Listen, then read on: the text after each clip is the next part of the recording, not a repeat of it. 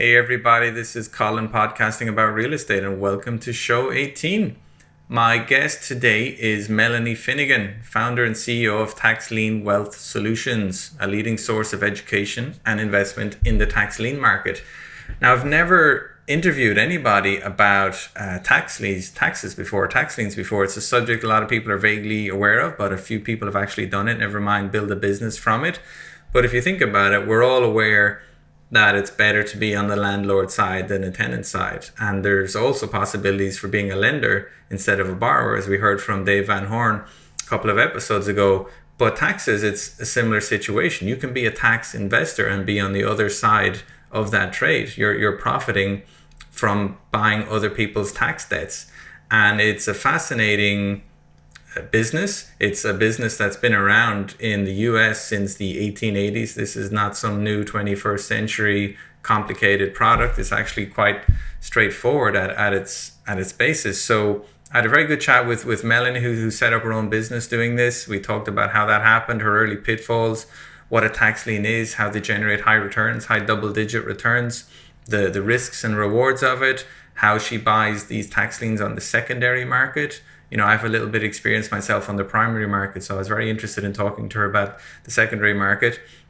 We talk about Florida and its pretty unique position in tax lien investing. Every state is different, but Florida is quite special for a number of reasons. And yeah, just about the opportunities that tax lien investing presents post-COVID. Like everything else, COVID is shaking up the landscape in tax lien investing. So I think it's an interesting show. Hope you're going to enjoy it. And before we move on to Melanie, don't forget that I have a website, colininvestments.com. You can schedule a call with me there. You can view previous episodes. You can view videos. You can view few reports. There's a bunch of stuff. You've got my social media links as well. And of course, if you are enjoying this show, you'll be doing me a huge favor if you can write me a rating or a review, or better still, share it with any people in your circle that you think might enjoy it. But that's enough about me. Let's head on over and see what Melanie Finnegan has to say about tax liens. Melanie, how are you doing? Welcome to the show. Hey, thanks, Colin. Doing well. Thank you so much for having me. No, I'm glad to hear that. I haven't spoken to people about tax lien investing before. I haven't interviewed someone about it. It's a subject I think a lot of folks are vaguely aware of, but few people have actually done it, never mind set up a whole business and made a living from it. So I'm really excited to dig into that with you. So can you tell us a little bit about yourself, Melanie, and how you got started in tax investing? Yes, absolutely. So I have been in the tax lien industry for about 12 years now. You're kind of probably wondering, how did a girl from Utah get involved in tax lien investing in Florida? Just kind of lucked out. I was a single mom looking for a job, needed one very badly. Found a company that believed in me a little bit more than I believed in me, and was able to become a portfolio manager and learn the process about 12 years ago, and just advance with their company. I wanted to maintain an asset status, if you will. I fell in love with the clients. I have a very fierce desire for human connection, and I believe in it. Once you kind of have that in your heart, as part of your character, you want to be an asset when you're dealing with their retirement funds and things like that. So I learned studying, and I learned through, I learned little intricacies and things like that in Florida, and that's where we focus. And I started my business in 2017.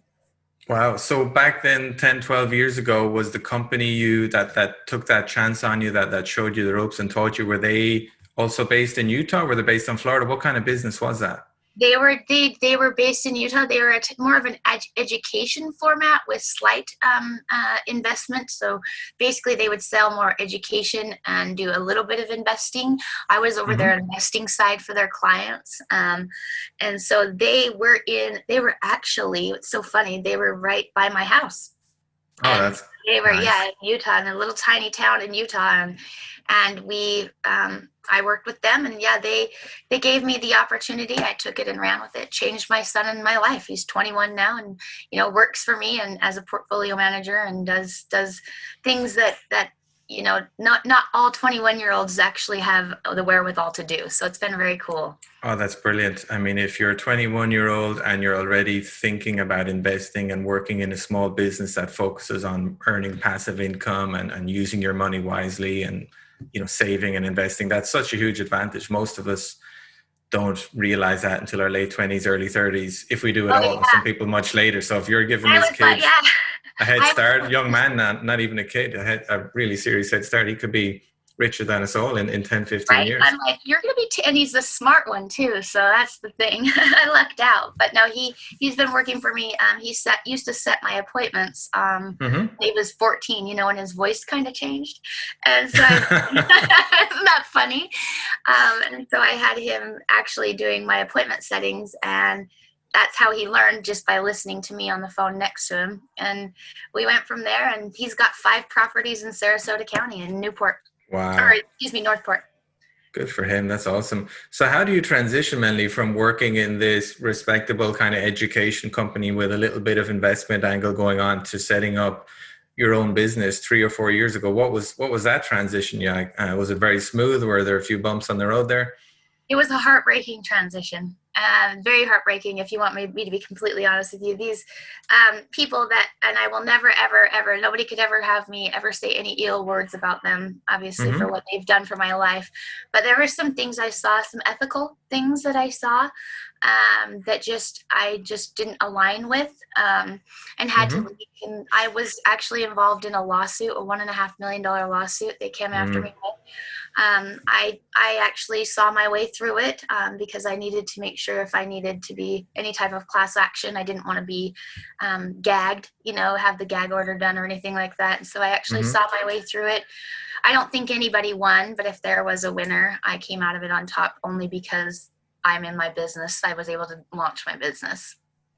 Wow. Okay. So if that hadn't happened, you might not have launched it as, when you did, they kind of pushed you out through their ethical actions. And when you were getting pushed out, you're like, well, I don't really want to go and work for a bunch of other people. Let me do it myself. I did, though, I went and worked for a technology company and did Oh, some okay. balancing sales work. And it just wasn't my heartbeat anymore. I'd learned about tax liens, and for some reason I found this major nerd inside of me that loves numbers, and I aligned with that. And then I just put things in place. I think I put checks and balances in place within my company that I always say, nobody is impenetrable. We all need things in place to keep us honest. Um, Hmm. and because of this lesson that I learned from some things I saw that I didn't like, I was able to put some checks and balances in place inside of my business that make sure that I don't falter and go to that other side. I am not, I would love to look everybody in the face and say, I'm never going to be brought down by that. But, Hmm. money is tricky. Yeah, it So, is. And it exaggerates who people are, I yeah. mean, same as alcohol. It just exaggerates what's already inside of you. Money has a similar influence on people. If you give someone $100,000, you'll get a sense of who they really are. They can Well, that's change well people. said, Colin. I appreciate that. Yeah, that's very well said. Hmm. So what's your business like now? Describe your business to us. What does it do?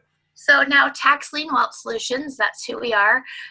We are a smidge of education, but more so what I found so, I think what I found so awe-inspiring about tax lien investing and on the secondary market like I do, Hmm. is that I can get regular people like my family, people who I was raised by, things Hmm. like that. I can take their retirement and I can get it self-directed through other sources that we have, and have Hmm. self-directed IRA funds working for them, because I think a 401k tucks us in a bed at night for a long time, but it actually Sure. doesn't give us sweet dreams. It doesn't do anything else for us, because it makes us feel good, but it really doesn't enable us to retire at the level that we've been living at.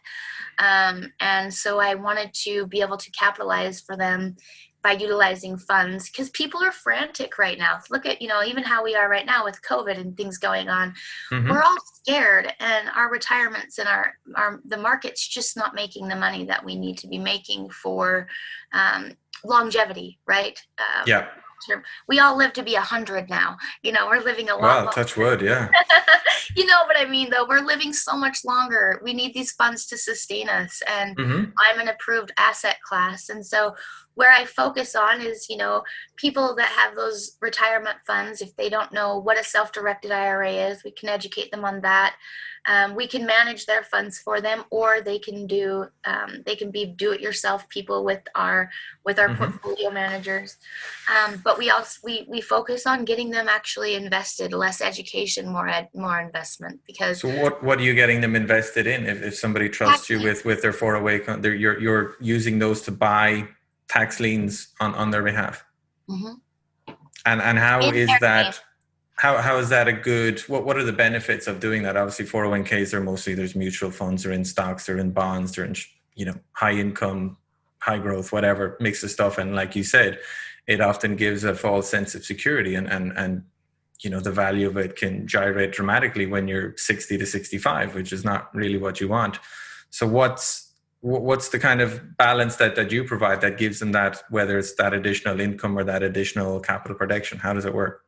So I like to go a couple of different routes. Obviously, each client is different, right? So a lot of them fall into certain buckets. Some of them want to create passive income. Some of them want to build wealth on top of wealth. And sure, it's fun making the rich get richer. Get me wrong. But the greatest part about it is creating and generating with realistic expectations. We're going to be able to create some funds based off of interest and things like that, and using principal to keep growing and making those interests. So we really focus on getting people inside of our investment, because we are an alternative asset class. If you're using those retirement funds, you are deferring tax consequences. Sure. And you have complete control over where your money is invested, all approved by the government. Why are tax liens so enticing to individuals? Because the government is really good at one thing. And do you know what that is, Colin? Levying taxes. Getting their money, right? That's what they're good at. So they've made this product back in the 1800s. They made this program, this tax lien investing program. Sorry about the history lesson, but it's one of those things where they have to incentivize these investors. We have 14 billion as a nation, 14 billion a year delinquent taxpayers. That means if we didn't have a program in place like this, that we continue to get repetitive investors, there would be government entities in bankruptcy all throughout our nation. So just to drill down for people that aren't familiar with tax liens, we're talking about people that are defaulting on their property taxes, right? We're not getting into capital gains taxes. We're not talking about income taxes. We're not talking about any of that. This is just property taxes on residential properties, commercial properties, land, whatever, right? Agriculture. Yep, you're absolutely right. Thank you for getting in there. Yes. And so what is, can you tell us why we have that system in place? Why is it important that there's a way for the government to receive that unpaid money? How does that whole circle work? Yes, so I am a daughter of a chief of police officer, and these taxes, I'm a recipient of property tax funds, and how I didn't realize that until I was in my 30s when I started at my job. But they go to our government entities, so public school systems, parks, potholes, stoplights, police officers, and any government worker. All of our funds, each county has a budget each year, an annual budget each year. They have to meet that budget, or else they have layoffs and bankruptcies. We don't want that. So they say, hey, I'm going to foolproof something. I'm going to do as close to foolproof as possible and create an investment that's going to get these investors back every single year. So they get us back every single year by either providing acquisition on property or a high interest yield. So Florida is an 18% state. With my company's fees and things like that, we yield about 14 to 16% for the client a year. Wow. That's our worst case scenario. My 10-year average is 23.7. That's because I've had some clients get acquisitions on property, and that obviously catapults our return. But this is an interest gain. We can look at how we can get you guys properties, but I never guarantee anything like that, because we have to have money for ARV, which is the after repair value. So is it fair to say that most tax lien investors are doing it for the interest rate, because you generally get your money back, because people don't want to lose a $200,000 house over a $10,000 tax bill, right? Yeah, it's kind of like they'll beg, borrow, and steal if they have to pay that tax bill. it's very, a white picket fence acquisition with a puppy dog out front is just not going to happen. 99.9% of 14 billion in the nation are what we call redeemed. That means your interest plus your principal you get that paid back. Mm-hmm. There's still 0.1% on 14 billion that you need to look out for. So there are pitfalls, and there are things that I don't want to create something that's. I'm very big on not creating false expectations. So there are pitfalls you have to look for. I believe Mm-hmm. that's why you need to have somebody that's mentoring you, or a company like mine, or any type of education company or coaching company that can actually walk you through the Mm-hmm. processes of what to look for. It is easy to look and do due diligence, but you have to know what you're looking for. Absolutely. So, let's say or my neighbor, I'm in Florida, my neighbor across the street doesn't pay his property taxes at the end of the year. What is the process? Because it's not like they're going to just lose the house straight away. I mean, there's a lot more to it than that. How does that work, and where would a tax lien investor be in that mix? Yes. So let's say that Colin didn't pay his 2019 taxes. Mm-hmm. So what that happens is the county says, okay, well, Colin has no repercussions to him right now, but we are going to put that property tax bill for the annual auction. We're going to start it at 18%. The minimum bid will be 18% with whatever his tax bill is. So if his tax bill is $10,000 or $5,000, Mm-hmm. that's the minimum bid. The investor comes in and says, I want that. He starts accruing the interest right away, right when that gets solidified, and Mm-hmm. cannot take any type of action on the property. So for 2 years, I call it the grace period. The tax lien investor or the investment itself calls it the redemption period. Mm-hmm. For 2 years in Florida, the tax lien investor cannot do anything, take action, communicate with the property owner, or do anything. They are just accruing interest on paper or digitally. Okay. They're not getting any yield or anything like that. 2 years in day one, they go in and they can file what's called tax deed application, which is step one in foreclosure. And that process is, once you get to that process, if you're the property owner, you're in big trouble. You need to make sure those taxes are paid because you're getting scheduled for tax deed auction. You're Mm-hmm. getting scheduled. Colin, who has, let's say, a $200,000 home, could literally lose his property in about 6 months if he doesn't get that property tax bill paid. He could lose it for just $10,000 You or could. $5,000, whatever the tax bill was. I mean, isn't this one of the main reasons why people with mortgages generally get their property taxes escrowed and their lender pays their property taxes That's for what them? Is it I to did. avoid this scenario? Yeah, that's what I did. And I don't know why Florida people are not doing it. But the only suspicion that I have is it's entirely developers and investors that are in that. And because I opted into that, I opted into Mm-hmm. escrow. You can opt into that. A lot of people aren't opting into that. How we have 14 billion delinquent in their nation and we don't have another program set up, honestly, is beyond me. But the It's a get good because what happens if you killer, if man. It's old fashioned, but it's killer. And the government's not out one single penny. We pay fees as the investor. We pay all the fees. Mhm. We do everything. But the property owner truly is the end all be all. He will pay the penalties, fees, and interest and principal if he wants to Yeah, keep the property. yeah, and if he doesn't, they're going to lose the property. And if there was a mortgage on that property that for some reason didn't notice that there was a tax deed auction happening, that mortgage gets wiped as well. It doesn't. You own the Tax house without that mortgage. It's one of tax the investors usurp everything, but except for IRS tax lien levies. maybe some So, utility bills, but yeah. yeah, that stay with the house. But yeah, it doesn't include mortgages. It's funny. I bought a property at a tax deed auction earlier this year, and I'm just in the process of selling it now to a guy who's buying it through his IRA. So it's just amazing how that That's whole thing. great. Yep. Congratulations. See, we have a success story, you guys. Yeah. There you go. This was a property that I bought for $58,000 in the tax deed auction. They owed far less than that in property taxes. Obviously, it was, but the house is worth $130,000. Yeah. Once it It's was just a fixed up. win. Yeah, Yeah. Yeah. it's a win. It's a win. It's a win. Congratulations. Yeah. Yeah, thank you. So it's funny. Like 18% is a brilliant interest rate. I would take that all day long. I would just stop flipping houses if I could just get 18%. But It's like kind of our worst case scenario is that position. so how do you do it? Because I know those auctions it starts at 18%, but that gets bid down, right? For a lot of these, it's in an auction, a property auction, investors are bidding up the price, right? I'll pay 20,000 for it. Well, I'll pay 21,000. With a tax deed auction, it's, well, I'd like 18%. And then someone else might say, well, I'll accept 17%. So how, what works for most? You've obviously got a different niche. So tell us about how it works in your niche. Okay, I have to ask you, do you remember my presentation that I gave in Tampa when you were there?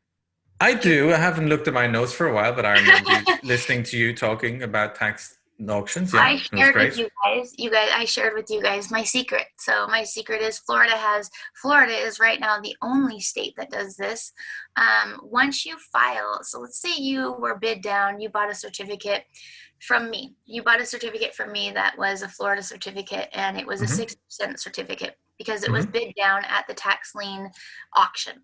It gets bid down in 0.25% in increments. Well, number one, we have just been told, non-verbally told, that this tax lien is attached to a property that's highly, highly desirable because it's not at 18% anymore. So we're like, wow, this property has some value into it just by the number itself. You can see the interest rate.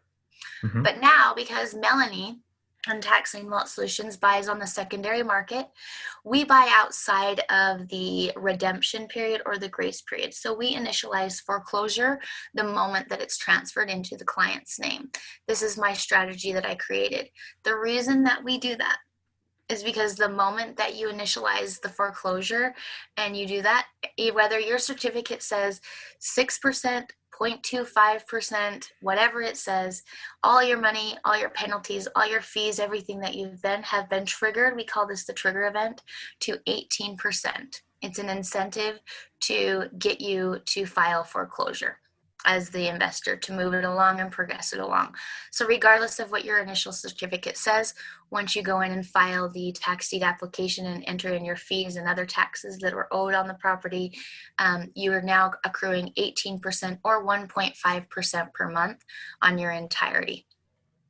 That's amazing. So you have a way of getting your hands on tax liens that have been in limbo during most of that 2-year period, and now you're getting into the phase where you can file for a foreclosure on them. Yep. So my buyer, who I buy from, it's very monopolized and monetized, I guess, by institutional investors such as Deutsche Bank, Bank of America, U.S. Bank, Capital One. These guys are the ones that have the deepest pockets, but I have brokers because I am part of the National Tax Lien Association and a certified tax lien professional. I have brokers that go in and shop these guys and negotiate deals for me. I buy in bulk, and I am the only one. It's really funny. I'm the only one that says, give me the lowest interest possible, because we do not stay idle on anything. We trigger the 18% on everything. The lower the interest rate, the better the property. So we just want to get redeemed. And is the aim the aim is to get redeemed. The aim isn't to file like a foreclosure on the property and get the deed to it. The aim is to get paid before that happens. I have clients that come in. We have different strategy. I have clients that come in, and I don't guarantee anything because I've only been able to get a couple of properties at a time. But they come in and say, okay, I want property. But then they also have, funds, working capital to create the ARV. So they're flippers typically. Yeah. They're not really wholesalers. And so they know what they're getting into. And so we have a way different strategy of looking at things. Like they're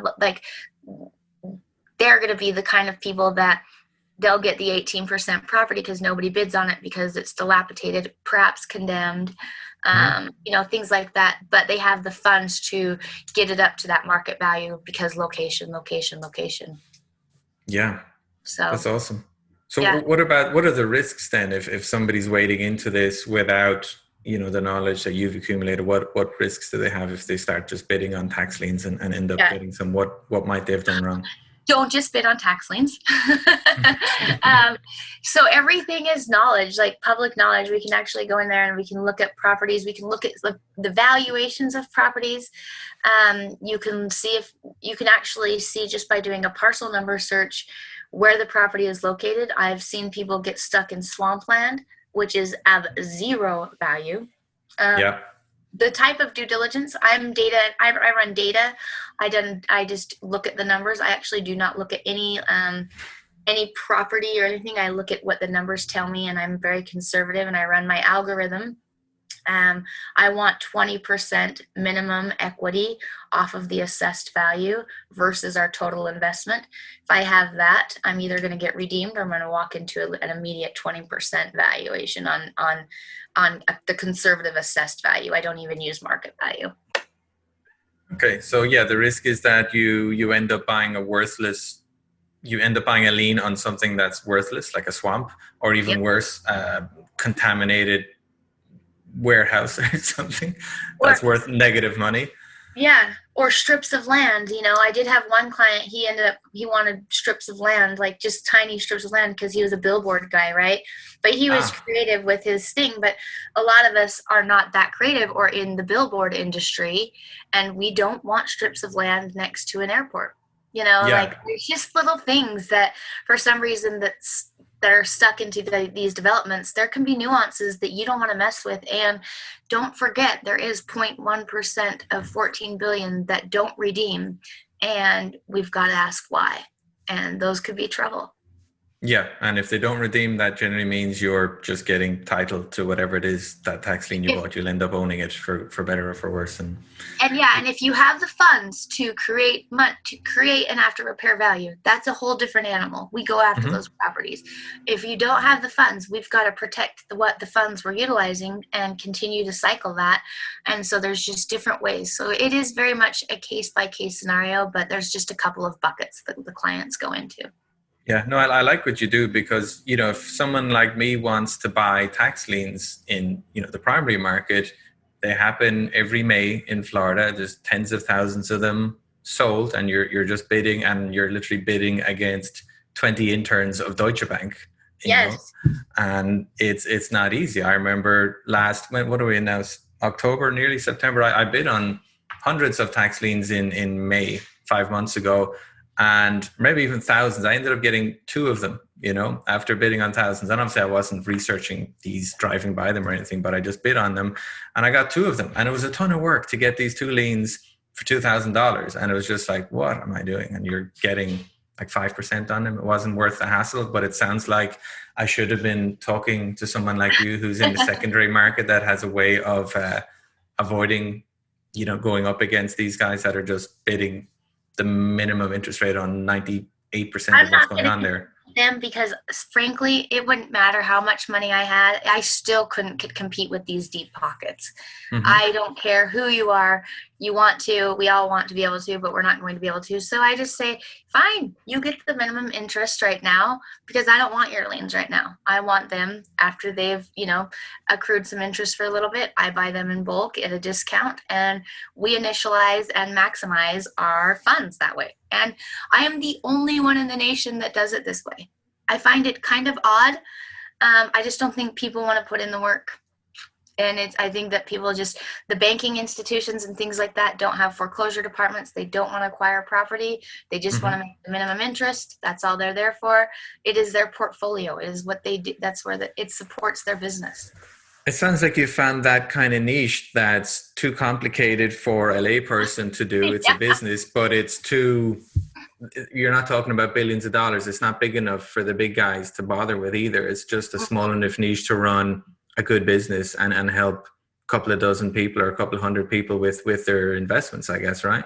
Yes. And, don't forget, Florida there is not a scarcity. I have people constantly say, how are you going to have enough for me? How are you going to have enough for me? Well, Florida itself is about 550 million a year in deficit. We have enough. There's definitely enough. So.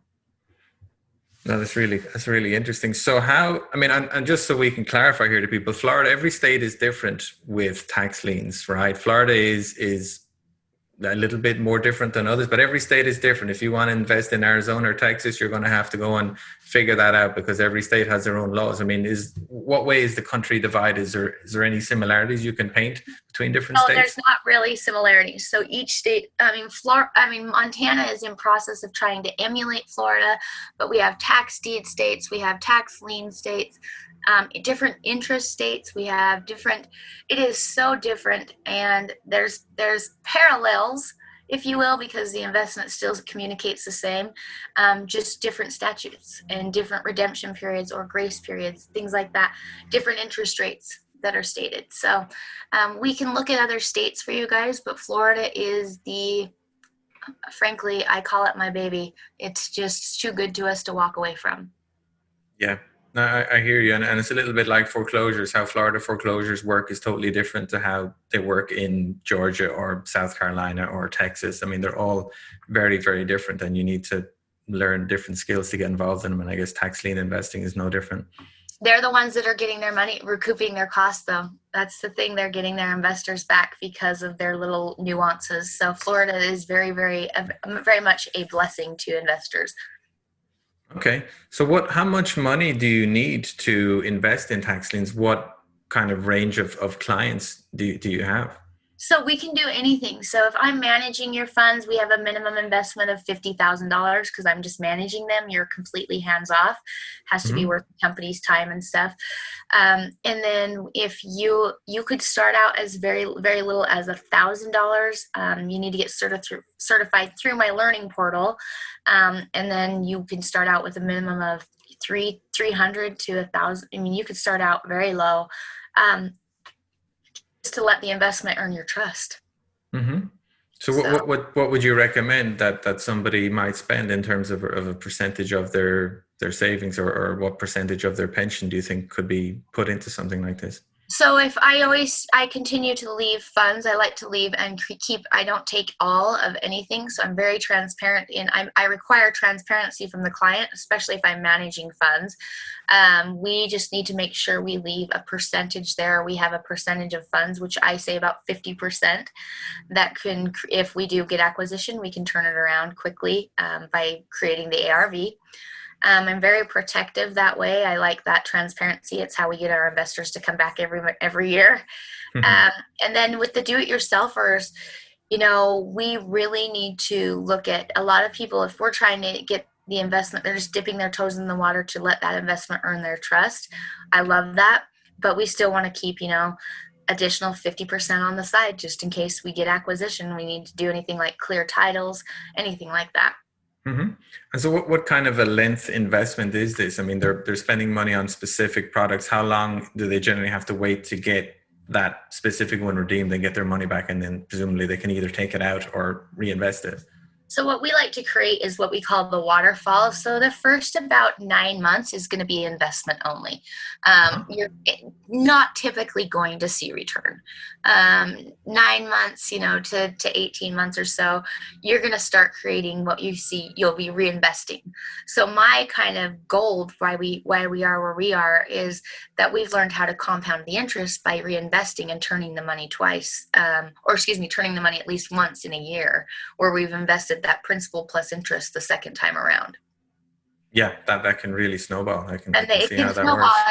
You see $100,000 make it to $200,000 awfully quick when you do it that way, if you're a diligent investor, or I'm managing. Yeah, I guess, parallel might be if I can kind of buy, renovate, and sell a house between January and June, and then turn around and do the exact same thing between July and December, and I've used my money, the money and the profit from the first one, and then use that again to earn more profit on top of the second one. And by the time 12 months comes around, you've done very well. And then that's how you're able to get, I guess, those great numbers you were talking about earlier, 18%. One of the greatest wonders of the world, right? That compound interest. It is. So it's a super interesting. So, okay, so people can start from as little as $1,000, and if they want to get the kind of managed option where it's just totally hands off, you do all the work, it's 50,000 and upwards. Mm-hmm. Okay. Right. So how is COVID affecting the tax lien market? Because it certainly caused chaos in the foreclosure market, which I'm active in. I mean, was it frozen? Are more people defaulting on their taxes these days? What's going on? What are you seeing? Okay, so I'm going to speak very earnestly. I just did a presentation, my first live presentation since COVID-19 hit us. I did my first in-person presentation last Friday. It was it was so exciting. I was so glad to be in front of people. But I needed to get real. with people, because we have, and I don't mean to scare any of our listeners or anything like that. And I want to really preface that. So we have not seen the aftermath of COVID-19 yet. We have not even come close to seeing the aftermath. What I mean by that is you guys are not seeing what I'm seeing. Every day people are thinking our economy is still strengthened and strong. The housing market is in so much trouble. Why is that a blessing for tax lien investors? Because I'm seeing every single day, I'm getting reports of things on properties that people are not paying their taxes. I'm already seeing the reports. There are more people not paying property taxes now than I've ever seen in my 12-year. On houses and quality of houses and it's terrible. It is terrible, but that's why they have stopped foreclosures right now. As you know, foreclosures in Florida are completely shut down. They've allowed the stimulus to come in and do some rescue, but the stimulus has stopped, and they are not actually. We have more properties up that will be coming up on next year's tax sale. They didn't even do one for this year. It's going to be combined with next year's tax sale. The quality of property, it's almost like tax lien investing is recession proof. If not, it may thrive in a recession. I learned that about 6 years ago. Did I think we would see a recession so quickly, or a housing market kind of upset? It hasn't wobbled yet. It's been the total opposite. It's going up and up and up, and builders can't get their lumber cheap enough, and everybody's scrambling over each other to try and grab a house. Inventory so low. So are you think that's just a false kind of illusion that the reality is coming? I hope not. I hope not. But the reports I'm getting are more property taxes, the default on property taxes that have never had a default on them in their life, in the history of the property. Never even had a default, and now they're having defaults. A lot of people were out of work and have been out of work, and no matter what, us regular people don't have even 6 months savings, things like that. They had no preparation for what we just went through. Housing market wasn't ready for a pandemic, for sure. Now, do I know about other kind of types of the economy, job, employment, things like that? I have no idea. I only see the records that I get from the entities of the government entities, and it's big. So it's as big. I mean, obviously a lot of people have, got forbearance on their mortgages, and there's a lot of struggling homeowners, a lot of struggling landlords that tenants aren't paying them and they're not paying their mortgages. Are you saying there's something similar going on, in that there's huge amounts of people that aren't paying their annual property taxes? And we're in Florida, we're paying them October. Around now, October through February. So I guess we don't really know yet in Florida, do we? We won't know for a few months until the deadline's expired and you find out who hasn't paid. Well, we know because they've had their tax bill, and compared to last year's taxes, where they were paid last year, compared to just the data, that just running the numbers, where there's a definite huge difference of taxes paid last year versus at this time versus this year, because you guys are due in October. Yeah. Okay. So presumably then there's going to be a big surge in inventory in the tax lien auctions, and then if they still don't pay within that 2-year period, there's going to be a ton of those properties that are going to be available in the tax lien auctions. But that's not for 2 years. 2008, this exact same thing happened. 2008, we knew it was coming though. And I think that this is the only, and I'm not trying to scare anybody. That's not my point. It's just that the data I'm seeing, and the reason I get to see it is because of my relationship with these entities and things like that. And it's obvious to me, last year at this exact time versus this year at this exact time, there's a difference in property taxes that have been paid already, because you guys have been notified your tax, but it's due in October. Yeah. And I guess it's a good example of how kind of downturns can take years to pan out, because obviously the Great Recession was in 2008, but house prices didn't really bottom out until 2010, 11. And part of that reason is because this process of going through the tax liens and the tax deeds can take years. The process of somebody defaulting on a mortgage and a bank getting permission to sell that in auction, that can take years as well. And that's one of the reasons that it takes so long before prices can keep falling for a long time, but they might not start for a while. I say the aftermath, we just haven't seen it yet. Just we've been in the thick of things, and the market has wobbled for sure. The market has wobbled. We've seen it. Mm-hmm. But you're not wrong. Here in Utah, we're selling property. It's like just regular, normal, everyday business.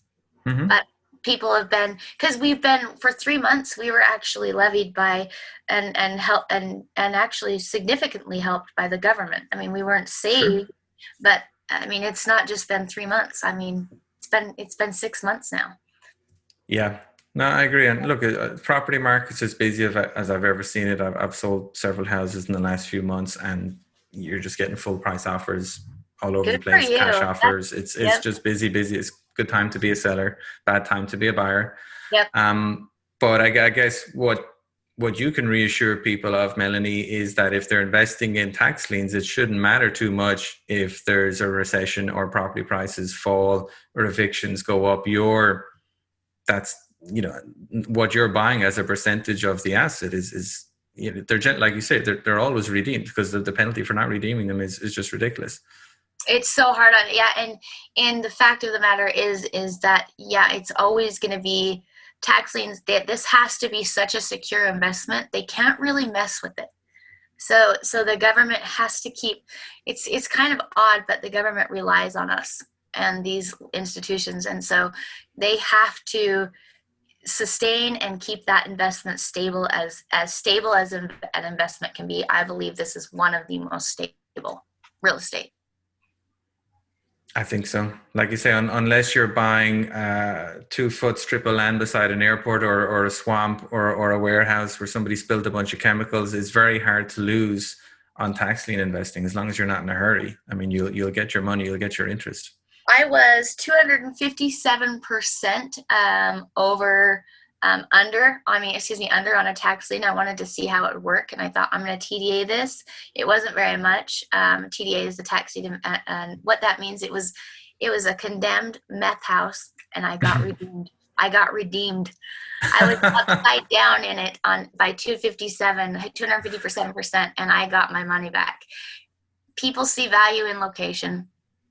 So that's funny. So that's a good lesson. Even a condemned meth house, the owner of it preferred to pay you to prevent you from taking ownership of that property for the value of what you'd invested. Correct. Yep.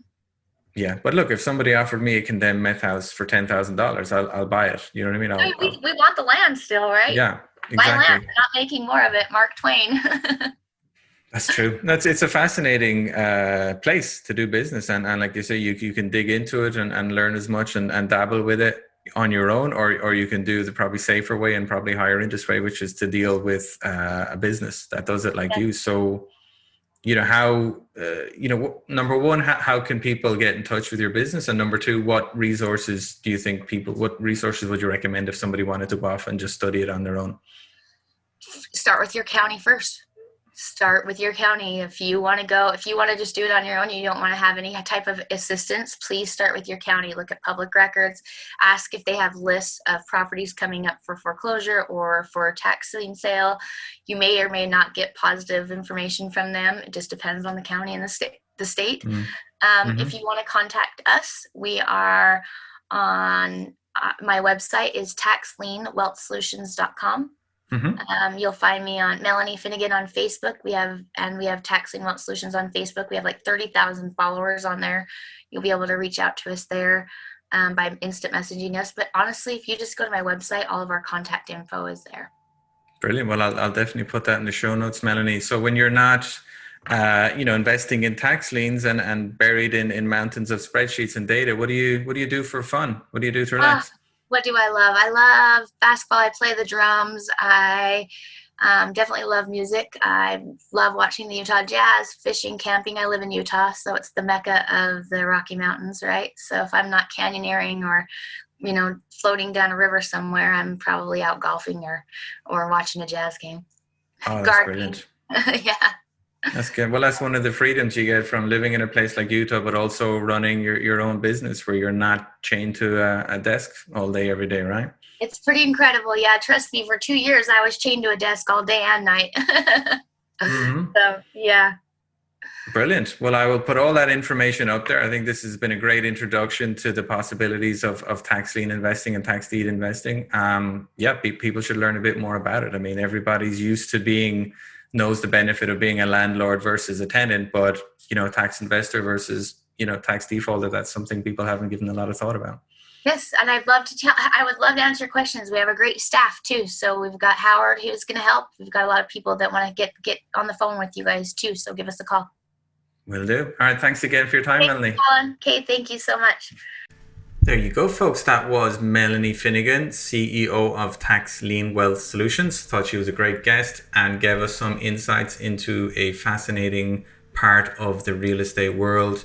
Most people I know would never have thought that people defaulting on their property taxes presents a very safe and low risk way of investing. But it does, and you just need to figure out what your comfort zone is. You need to figure out how you're going to do it, what counties, who you're going to work with.